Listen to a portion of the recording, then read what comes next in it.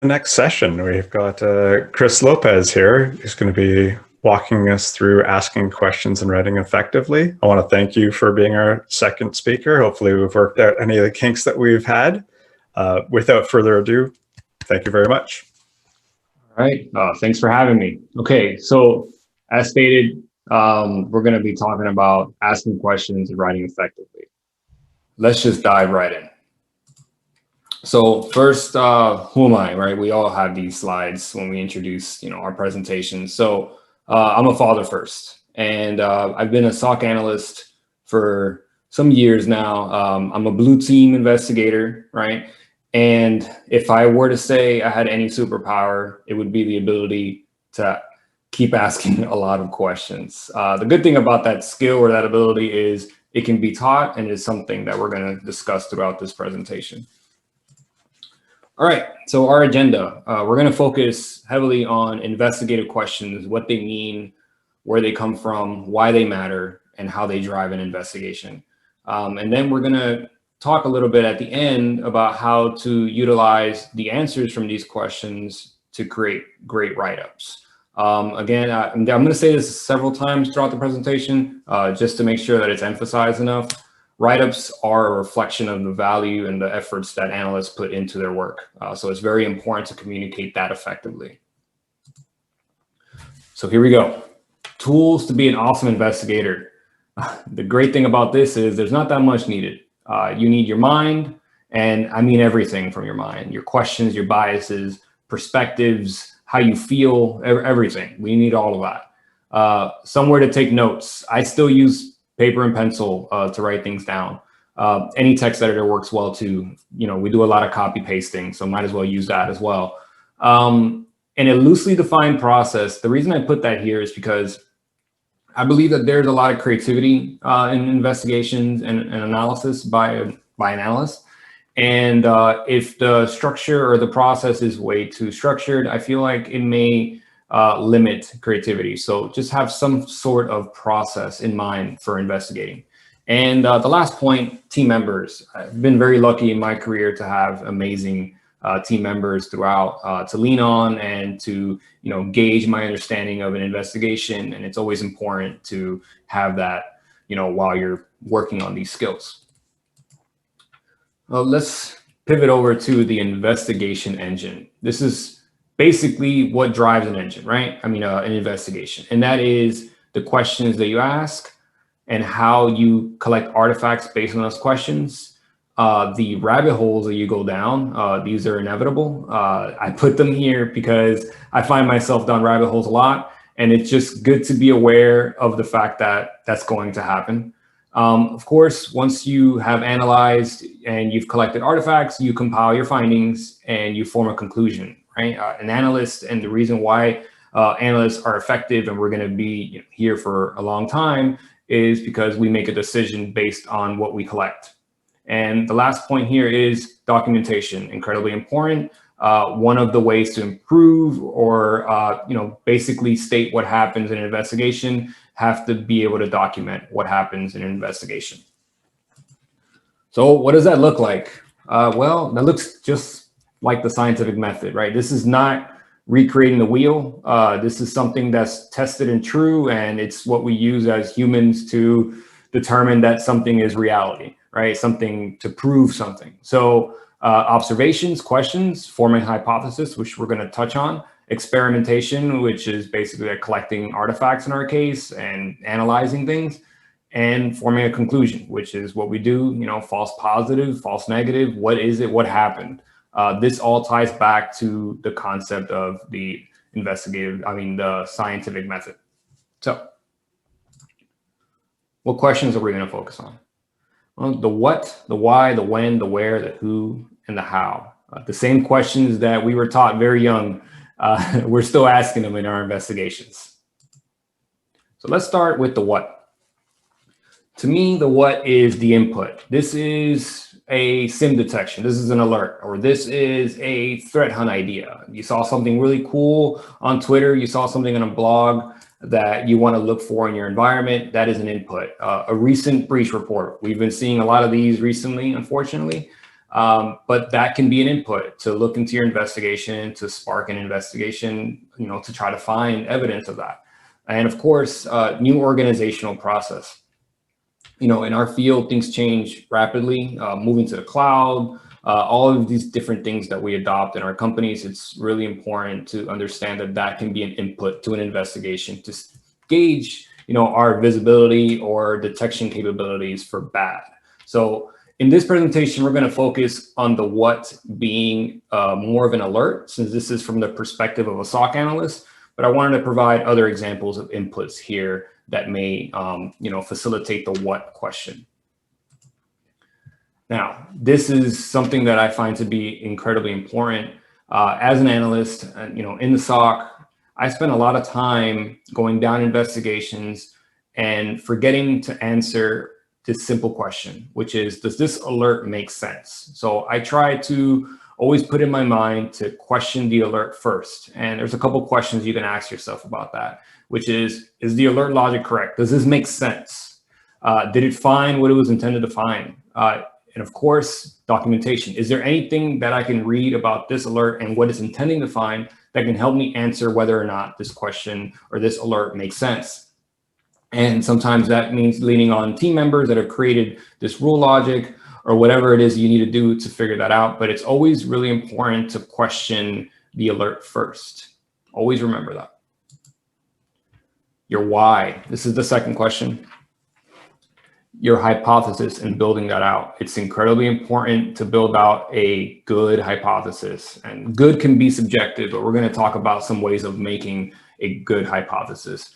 It drives your investigation, right? Something I still do, especially when I'm working on something that I haven't investigated before, a new detection or something that I haven't seen. I write it down. I still write down how I feel about it.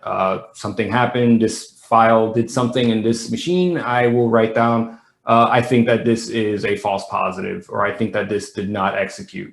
And this is how you ask questions to find these answers to test against your hypothesis. So with some examples, this detected file does not appear malicious, or this phishing email was not clicked if you're experiencing some type of phishing campaign that you're aware of. Now, building this hypothesis.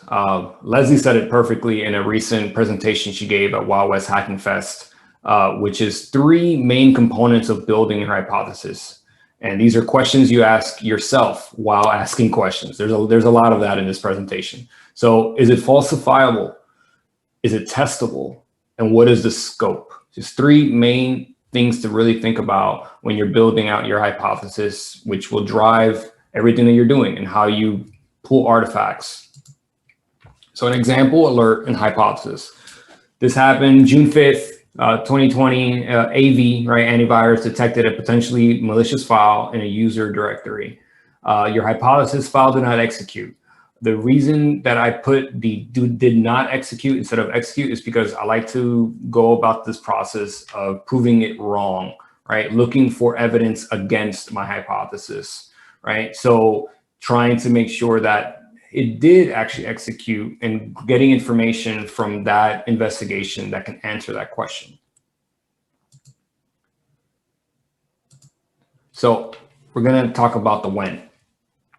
This is another question that can cause many rabbit holes. And I'm going to explain one that's happened to me a few times. And this is why I put it so close to the top, this question, the when.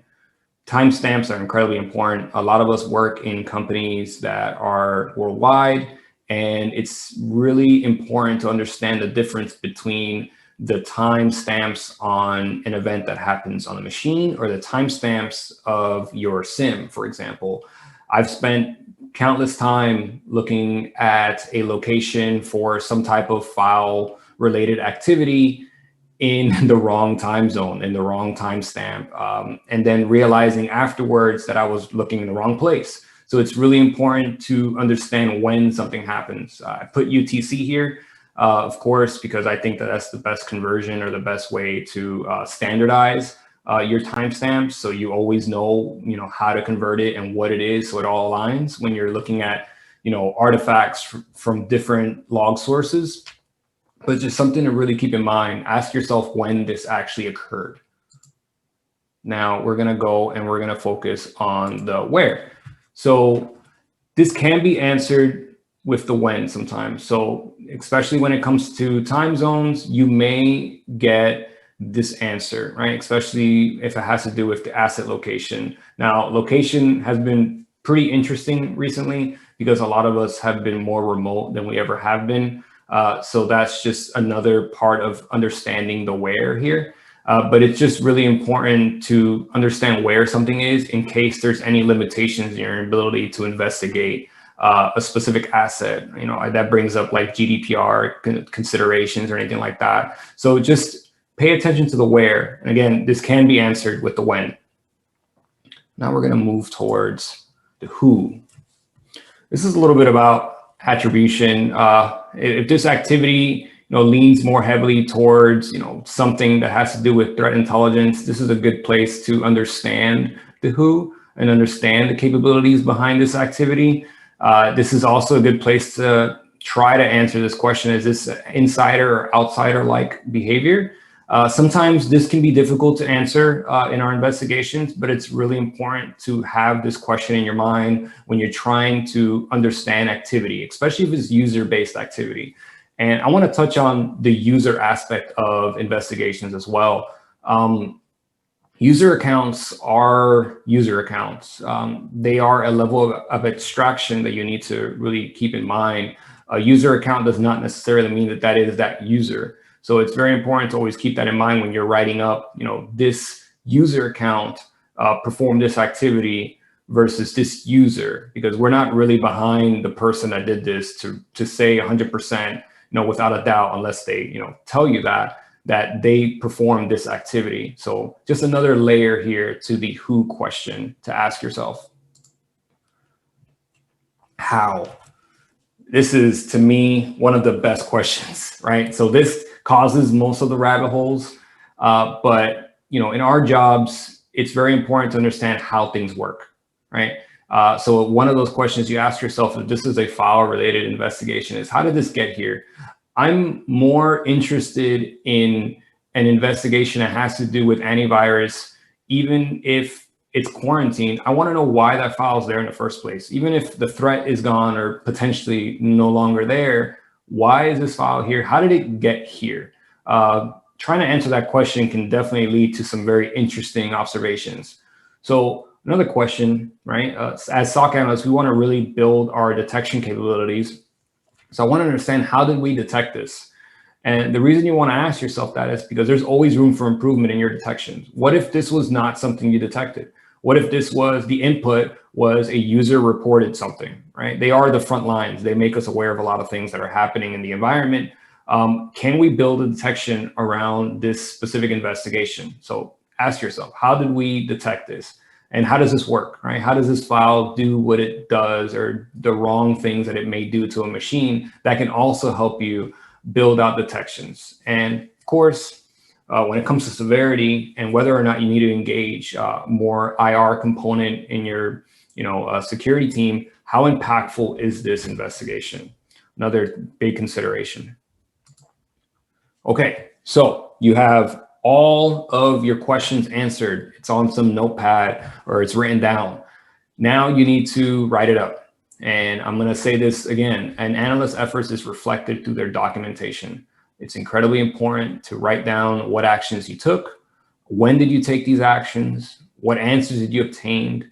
Was escalation required? And of course, one of the most important things is your conclusion. What did you conclude based on your analysis of this evidence? And that can be a false positive, true positive, false negative. What do you do from there? Like, what does that mean, right? So try to answer that in your write-up as much as you can. And from my experience of writing up, I've had a lot of write-ups where they weren't very good. And one of the things over time that I started realizing with write-ups is you have to really include a bluff statement or bottom line up front. Make it clear what you're trying to communicate to your leadership. If this is, of course, being submitted to your leadership for them to be aware of an investigation, and provide contextual data. This is how you enrich your write-up. You provide timestamps, user endpoint, information. So for example, if this file executed at this time on this machine, I want to know which file, what time, and which machine. And of course, any OSINT related data. Sometimes the people that are reading your write-ups, they want to do their own research, right? Provide the research that you've done, links or whatever it is that you've gathered, articles, so that they can go down the rabbit hole too. This is all learning experience for everybody. So some considerations. What the bottom line up front means. So you want to summarize your key information, right? You want this to be the first paragraph of your write-up, and you should try to adhere to the 3 C's to be concise, clear, and correct as much as you possibly can. I emphasized summarize key information on purpose because you need to make sure that everything that you want communicated up front is available in the first paragraph. Understand your audience. A lot of people are busy. They need to really digest what it is that you're trying to communicate as quickly as possible, especially if they have to make a decision based on your investigation. So the write-up importance. Your write-ups can invoke change in a process. Really keep that in mind. If this is bad enough or this investigation led to something that needs to alter something in the environment, you should write it with that expectation in mind that your senior leadership can just forward it along and make the changes that they need to make. And another thing with SOC analysts and building out a SOC and really training people that want to be SOC analysts, can someone else replicate the actions you took? Can they use your write-up to understand what they should do if they were investigating this themselves, right? And I always like to add this investigation lead to a potential improvement, right? Did you create a detection based on this? Did you improve an existing detection based on this? And of course, we always need to emphasize this. Is there a wiki? Is there somewhere that you will put this so that other people can, let's say they're investigating something similar, they can look at your analysis of this and determine if that helps them with their investigation. Document this as much as you can. And in summary, it's always good to add a summary. Questions drive an investigation. Really try to build out an effective hypothesis that will help you as you answer your questions, that will help you pull artifacts that you need for your analysis. Answer to your questions form the foundation of a write-up. You use them. I've done things where I'll even put my questions as headings. I'll erase them later, but it'll help me be able to formulate, what it is that I actually want to communicate effectively. An analyst reflects their efforts to the write-ups. Third time it's here. It's really important. This is what they see from your work. Always include a bluff statement and just keep asking questions. They will help you throughout your investigations. Put some resources here at the end. If you're interested in this type of, thinking about thinking, Chris Sanders does an incredible job with his investigation theory course. If you want a deep dive into the thought process of an analyst. And of course, Lenny has amazing writing tips that he shares. There's another link there. Generating hypothesis, Sands, Robert M. Lee, amazing, really good for formulating a hypothesis. And I love the Thinking Fast and Slow book and Communicating with Intelligence. And thank you. That's it. Awesome. Great job.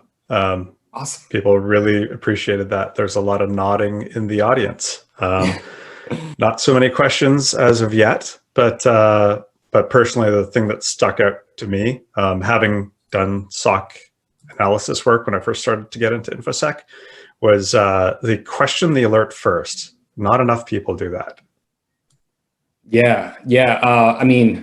I can't tell you how many hours. And it was not good logic. It's probably something I wrote too, right? I got interested in something and I was like, this makes sense.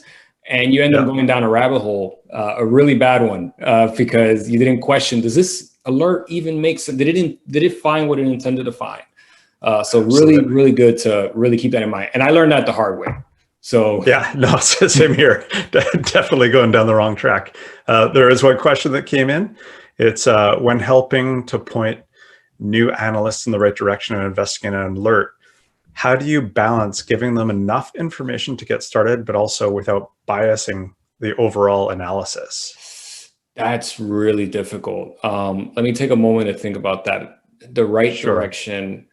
And you could get back to the people in the chat room as well. Yeah. Just if you had a quick thought on that one. I was very lucky. I spent a lot of time just watching the way that people investigate when I first started being in a SOC. And that helped me see that everyone investigates really differently. And that helped me build out my own way of doing it. But it does create a bias. You start learning the way that, you know, someone does something and you start leaning towards that.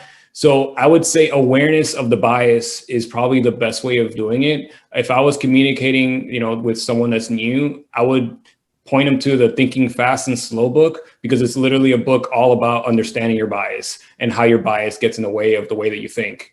That would help me be able to communicate that, because that's something I feel like that's just learned through experience. I would have to really think about the best way to help with that balance. Sure. So I want to thank you very much for giving our second talk in this virtual method. We're going to end the stream here and let you take on some of the questions that are happening. There's people asking for references, and we'll make the slides available afterwards. Excellent. Awesome. Thank you so much for having me.